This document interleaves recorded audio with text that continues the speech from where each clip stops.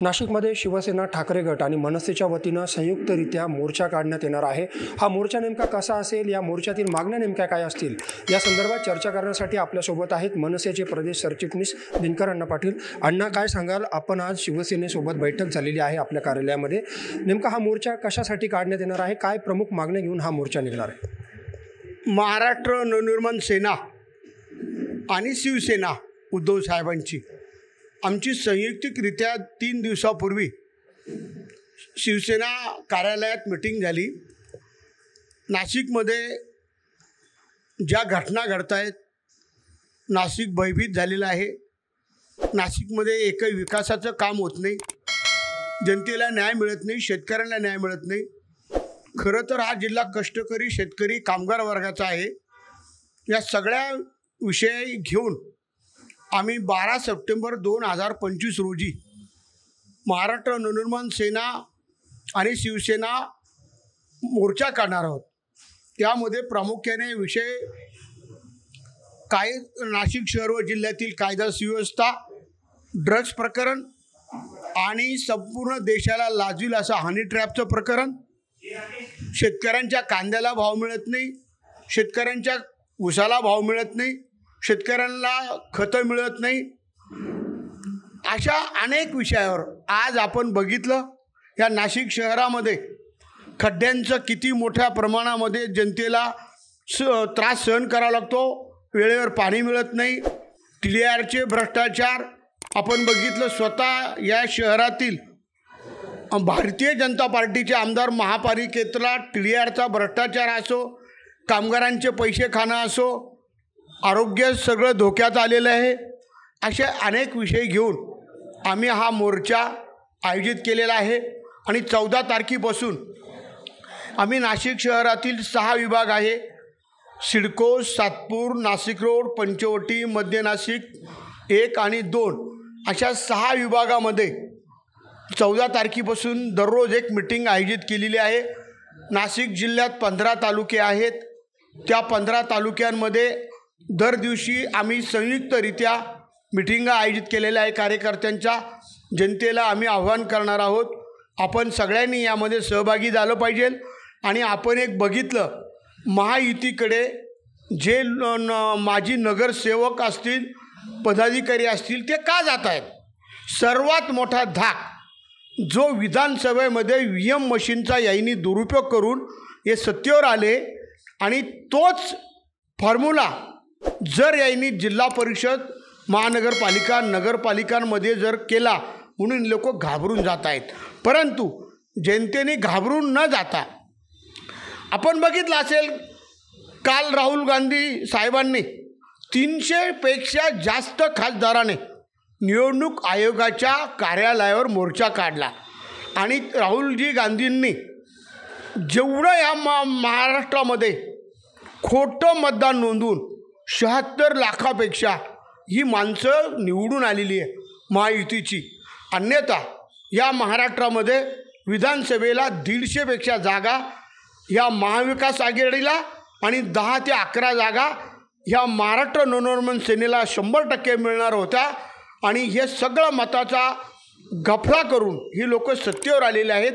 हे सगळं सांगण्यासाठी आम्ही जनतेपुढे जाणार आहोत। जनतेचे प्रश्न आहेत, यासाठी आमचा हा मोर्चा असणार आहे। तुम्ही जे सांगितलं की नियोजन आता सुरू करणार आहे 14 तारखेपासून, या बैठका संयुक्तरित्या म्हणजे शिवसेना आणि मनसे मिळून होतील? महाराष्ट्र नवनिर्माण सेना आणि शिवसेना अशा संयुक्तिकरित्या कार्यकर्त्यांच्या बैठका होणार आहे।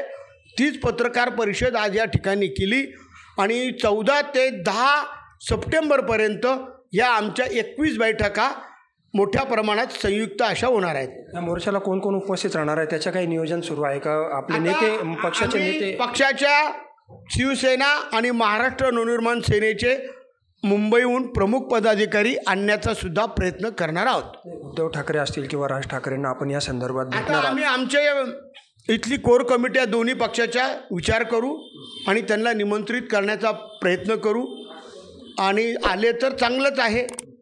आणि जर नाही आले दोघं बंधू, तर मग ते प्रमुख कार्यकर्ते मुंबईहून पाठवतील। मोर्चाचा रूट कसा असणार आहे, कशा पद्धतीने मोर्चाचा रूट आम्हाला अगोदर भालेकर ग्राउंड वाटलं होतं, परंतु मोर्चा आम्ही 25-30 हजारपेक्षा मोठा होणार आहे.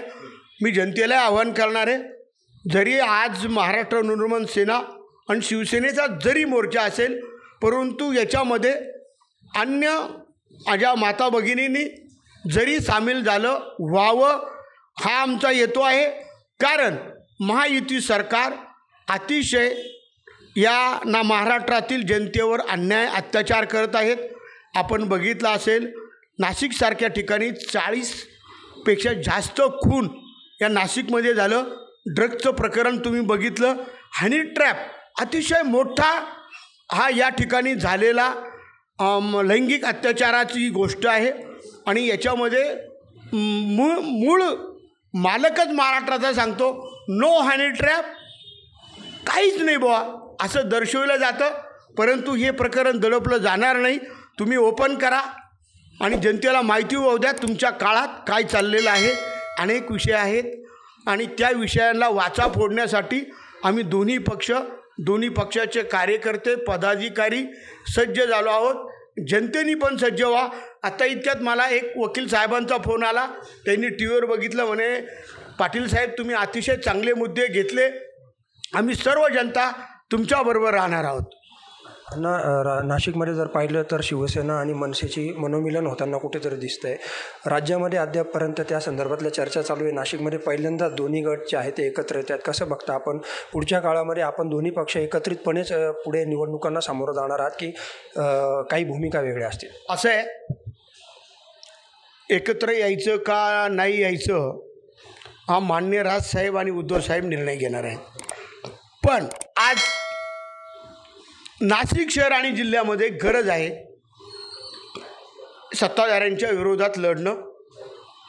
म्हणून आम्ही दोन्ही पक्ष एकत्र येऊन, एका विचाराचे दोघं बंधू आहेत, एका घरातले आहेत आणि त्या दोघांचा विचार एक आहे. आणि महाराष्ट्रातील मराठी माणूस हा पूर्णपणे जागो झालेला आहे. कारण भारतीय जनता पार्टीला या महाराष्ट्राला गुजरातला जोडण्याचा प्रयत्न आहे. मराठी माणूस संपवण्याचा त्यांचा डाव आहे. म्हणून हिंदी भाषा त्यांनी सक्तीची केली होती. परंतु मराठी माणसं हे दोघं बंधू एकत्र झाल्यामुळे त्यांना ताबडतोब सर्व GR मागे घ्यावे लागले. ते या दोघा बंधू एकत्र आल्यामुळे महाराष्ट्राचंच म्हणणं आहे दोघा बंधूंनी एकत्र यावे, हा महाराष्ट्राचा आवाज आहे. त्या अनुषंगाने दोघा बंधूंचं वाटचाल पुढे आहे.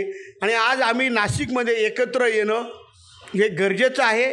त्याकरता आम्ही एकत्र आलेलो आहोत. शेवटचा प्रश्न, हा मोर्चा जो आहे तो मार्ग कसा असेल, कुठून कुठपर्यंत? इच्छा आहे अनंत कानेरे मैदानातून, कारण मोर्चा मोठा आहे, जास्त लोक असणार आहे.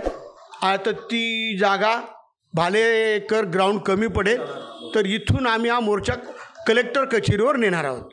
आपण बघितलं की हे होते दिनकर पाटील, ज्यांनी सांगितलं की नाशिक शहर आणि जिल्ह्यातल्या विविध प्रश्नांवर मनसे आणि शिवसेना ठाकरे गट एकत्रितपणे हा मोर्चा काढणार आहे. कॅमेरामन भाऊसाहेब पवारसह मनीष कटारिया, माय महानगर, नाशिक.